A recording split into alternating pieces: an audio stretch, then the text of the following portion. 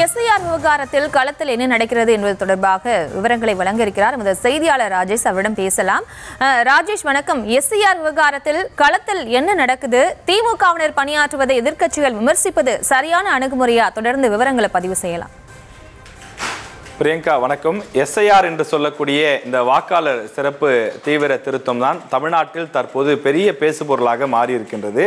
திமுக, அதிமுக, அதே போல தமிழக வெற்றி கழகம் உள்ளிட்ட பல கட்சிகள் இந்த எஸ்ஐஆரை பற்றி பேசிக் கொண்டிருக்கிறார்கள். ஒருபுறம் விவாதங்கள் நடைபெற்று கொண்டிருந்தாலும் கிட்டத்தட்ட பாதி நாட்கள் இந்த பணிகள் நடைபெற்றிருக்கின்றது. இன்னொரு 15 நாட்கள் இந்த பணிகள் நடைபெற இருக்கின்றது. இந்த எஸ்ஐஆரை பொறுத்தவரையிலே தவறாக நடைபெறுகின்றது, இதில் ஆளுங்கட்சியினுடைய தலையீடு இருக்கிறது என்று அதிமுக, தாவேகா உள்ளிட்ட கட்சிகள் குற்றச்சாட்டுகளை முன்வைக்கிறார்கள். அதே நேரத்தில் திமுகவை பொறுத்தவரையில் நாங்கள் எந்த தவறும் செய்யவில்லை, அரசியல் கட்சி, அதாவது சட்ட ரீதியாக எங்களுக்கு ஒரு அரசியல் கட்சிக்கு என்ன ஒரு ஜனநாயக உரிமை கொடுக்கப்பட்டிருக்கிறதோ அதை தான் நாங்கள் சரியாக பயன்படுத்தி வருகின்றோம், இதில் எந்த விதமான முறைகேடும் இல்லை என்று திமுகவினுடைய அமைச்சர்கள் பேட்டி கொடுக்கிறார்கள். இந்த எஸ்ஐஆர் என்று சொல்வது என்னவென்றால், விரைவில் தமிழ்நாட்டிலே தேர்தல் நடைபெற இருக்கிறது. அதற்கு முன்னதாக தமிழ்நாட்டில் இருக்கக்கூடிய இரட்டை வாக்குரிமை பெற்றவர்கள், அதாவது இந்த ஊர்ல ஒரு ஓட்டு இருக்கும், வேற ஒரு ஊர்ல ஒரு ஓட்டு இருக்கும், இது போல இருக்கக்கூடியவர்கள், ஏற்கனவே இறந்தவர்களுடைய பெயர் பல பேருடைய பெயர் பட்டியலில் இருக்கும், அது போன்ற போலி வாக்காளர்களை, இல்லாதவர்களை பட்டியலிலிருந்து நீக்க வேண்டும். யார் தகுதியான நபர்களோ, யார் சரியான நபர்களோ அவர்கள் மட்டும்தான் இந்த பட்டியலில் இடம்பெற வேண்டும். அவர்கள்தான் வாக்களிக்க தகுதியானவர்கள். அதனை ஒரு ஒழுங்குபடுத்தக்கூடிய பணிதான் தற்போது நடைபெற்று கொண்டிருக்கிறது. இதில் தேர்தல் ஆணையம் கொடுத்திருக்கக்கூடிய ஒரு முக்கிய விதிமுறை என்னவென்று சொன்னால், தேர்தல் ஆணையத்தால் அங்கீகரிக்கப்பட்டிருக்கக்கூடிய கட்சிகள், அந்த கட்சியினுடைய பிரதிநிதிகள் ஒரு நாளைக்கு 50 படிவங்களை பெற்றுக்கொண்டு அவர்கள் வீடு வீடாக சென்று கொடுக்கலாம், அல்லது பூர்த்தி செய்யப்பட்ட அந்த விண்ணப்பங்களை பெற்று கொண்டு வந்து தேர்தல் ஆணையத்திலும் ஒப்படைக்கலாம் என்று சொல்லியிருக்கிறார்கள். இதற்கு தான் அதிமுகவும் தமிழக வெற்றி கழகமும் தங்களுடைய கடும் எதிர்ப்பை பதிவு செய்கிறார்கள். அது எப்படி ஒரு அரசியல் கட்சி கையால் அந்த படிவங்களை கொடுக்கலாம்?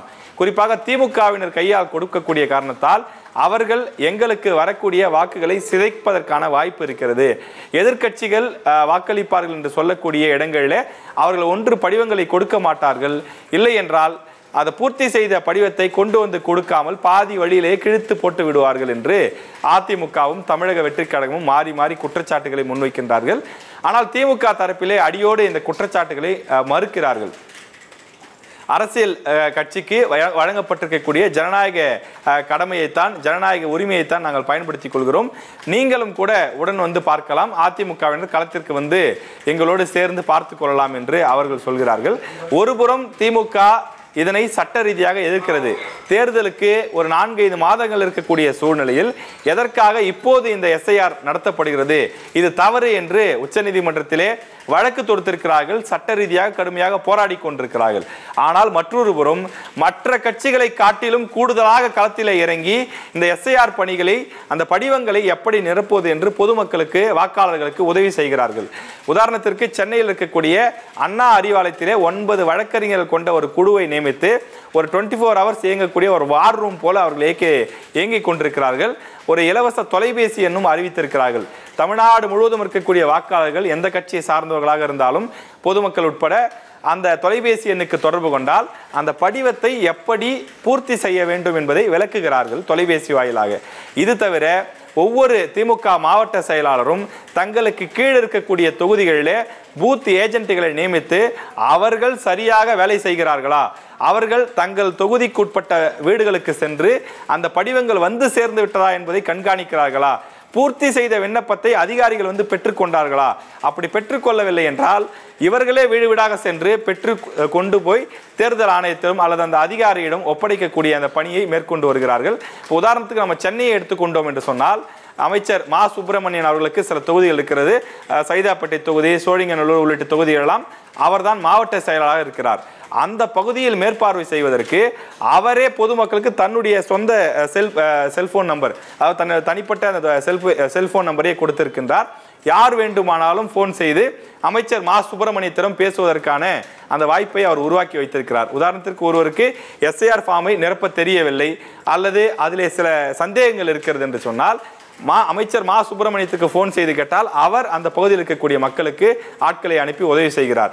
அதே போல சென்னையில் இருக்கக்கூடிய இன்னும் சில எம்எல்ஏக்கள், மாவட்ட செயலாளர்கள் தங்களுடைய கட்சியை சார்ந்த திமுகவை சார்ந்த பூத் ஏஜென்ட்டுகளுக்கு நபர் ஒருவருக்கு 2500 ரூபாயிலிருந்து 10,000 ரூபாய் வரை பணம் கொடுத்திருக்கிறார்கள். எதற்காக என்றால் ஒரு திமுகவினுடைய ஒரு பூத் ஏஜென்ட் இந்த 30 நாட்களுக்கு தன்னுடைய பணிகளை எல்லாம் விட்டுவிட்டு அவர் வீடு வீடாக காலையிலிருந்து மாலை வரை செல்கிறார்.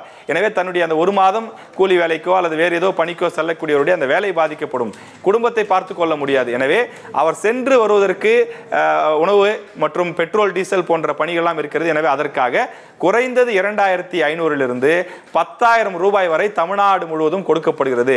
ஒரு சில மாவட்ட செயலாளர்கள், ஒரு சில சட்டமன்ற உறுப்பினர்கள் அந்த பூத் ஏஜென்ட்டுகளுக்கு, திமுக பூத் ஏஜென்ட்டுகளுக்கு செல்போன் வாங்கி கொடுத்திருக்கிறார்கள். ஏனென்றால் அவர்கள் அந்த படிவங்களை எல்லாம் பூர்த்தி செய்து கொடுக்க வேண்டும், ஸ்கேன் செய்ய வேண்டும், அல்லது சந்தேகங்கள் இருந்தால் தொலைபேசி தொடர்பு கொண்டு கேட்க வேண்டும். அது மட்டும் இல்லாமல் அவர்களை உற்சாகப்படுத்தக்கூடிய வகையிலும் இருக்கும் என்று எப்படியெல்லாம் அந்த பூத் ஏஜென்ட்டுகளை பயன்படுத்த முடியுமோ, அவர்களை எப்படியெல்லாம் உற்சாகப்படுத்த முடியுமோ, ஊக்கப்படுத்த முடியுமோ அப்படி திமுக ஒரு புறம் சட்ட போராட்டம், மற்றொரு புறம் இலவச கால் சென்டர், இது தவிர்த்து தங்களுடைய பூத் ஏஜென்ட்டுகளை முழுவதுமாக களத்திலே இறக்கி விட்டிருக்கிறார்கள்.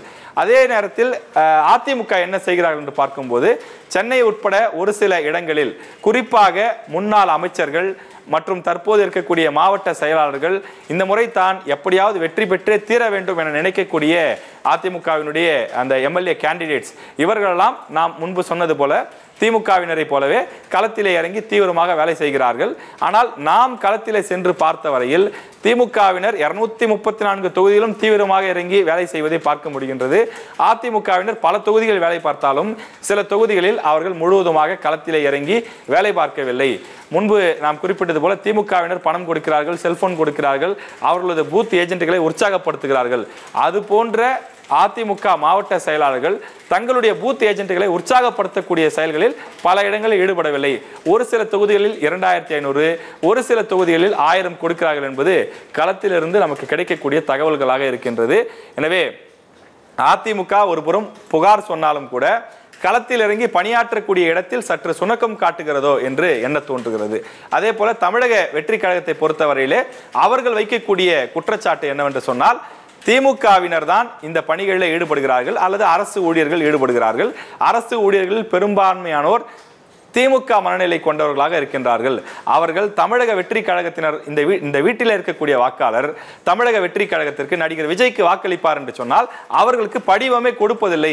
எங்களுடைய கழக தோழர்கள் பலருக்கும் படிவங்கள் கிடைக்கவில்லை. படிவமே கிடைக்காமல் பிறகு எப்படி நாங்கள் பூர்த்தி செய்து கொடுப்பது? எங்களுக்கு எப்படி ஓட்டு இருக்கும்? எங்களை வாக்காளர் பட்டியலிருந்து வெளியேற்றக்கூடிய பணியை மத்திய பாஜக அரசு செய்யவில்லை, இங்கே இருக்கக்கூடிய திமுக அரசு செய்கிறது என்று தமிழக வெற்றி கழகத்தின் தலைவர் விஜய் ஒரு வீடியோ வெளியிட்டு அவர் இருக்கின்றார். இப்படி பல்வேறு கட்சிகளும் பல்வேறு குற்றச்சாட்டுகளை முன்வைக்கின்றார்கள். எனவே இந்த குற்றச்சாட்டுகள் எல்லாம் ஒருபுறம் இருந்தாலும் கூட களத்தில் இறங்கி பணியாற்றக்கூடிய பொறுப்பு, தேவை இரண்டுமே அரசியல் கட்சிகளுக்கு இருக்கின்றது. எனவே அதிமுக, தமிழக வெற்றி கழகம், நாம் தமிழர் உள்ளிட்ட மற்ற கட்சிகள் எஸ்ஐஆரை ஏற்கக்கூடிய அல்லது எஸ்ஐஆரை எதிர்க்கக்கூடிய இரண்டு கட்சிகளுமே இன்னும் களத்தில் கூடுதலாக பணியாற்ற வேண்டிய தேவை இருக்கின்றது. இது பொதுமக்களுக்கு உதவி செய்வது என்பது மட்டுமில்லாமல் தங்களுடைய வாக்குகளை தக்க வைப்பதற்கும் கட்டாயம் நமக்கு இந்த வாக்குகள் கிடைக்கும் என்று நினைக்கக்கூடிய விஷயங்களை அவர்கள் அறுவடை செய்வதற்கும் இது பயன்படும் என்று சொல்கிறார்கள். திமுக தரப்பிலே அவர்கள் சொல்லக்கூடிய விஷயம், அமைச்சர் KN நேரு பேட்டி கொடுத்திருக்கிறார், அதே போல அமைச்சர் ரகுபதி பேட்டி கொடுத்திருக்கிறார். அவர்கள் சொல்வது என்னவென்றால், எங்காவது தவறு நடைபெற்றிருந்தால் நீங்கள் ஆதாரத்தோடு காட்டுங்கள். திமுகவினர் எங்கும் சென்று யாருடைய படிவத்தையும் கிழித்து போடுவது கிடையாது. எங்களுடைய வாக்குகள் விடுபட்டு விடக்கூடாது. இன்னும் சொல்ல போனால் நாளை யாருக்காவது வாக்கு கிடைக்காமல் போனால் பொதுமக்கள் திமுக அரசை தான் குறை சொல்வார்கள். ஏனென்றால் நீங்கள் தானே ஆட்சியில் இருக்கிறீர்கள், நீங்கள் தானே எங்களுக்கு வாக்குகளை பெற்றுக் கொடுத்திருக்க வேண்டும், எங்களது பெயர் பட்டியலிலிருந்து நீக்கம் செய்யப்பட்டதற்கு நீங்கள் தான் காரணம் என்று ஆளும் அரசை குறை சொல்லிவிடுவார்கள். அப்படி ஒரு சூழல் நடைபெறக்கூடாது என்பதற்காகத்தான் நாங்கள் கட்சி வேறுபாடு பார்க்காமல் அனைவருக்கும் வாக்குகளை பெற்றுக் கொடுப்பதற்கான பணியை செய்து கொண்டிருக்கிறோம். உங்களுக்கும் அந்த உரிமை இருக்கிறது, நீங்களும் உடன் வாருங்கள், நீங்களும் சரிபார்க்கக்கூடிய பணியை செய்யுங்கள் என்று அமைச்சர் நேரு உள்ளிட்டோர் சொல்லியிருக்கின்றார்கள். எனவே இந்த எஸ்ஐஆர் பணிகள் இன்னும் 15 நாட்கள் கால இடைவெளி இருக்கக்கூடிய சூழ்நிலையில் மற்ற கட்சிகள் என்ன மாதிரியாக செயல்பட போகிறார்கள், களத்திலே வந்து முந்துவார்களா என்பதை நாம் பொறுத்திருந்து பார்க்க வேண்டும். விவரங்களுக்கு நன்றி ராஜேஷ்.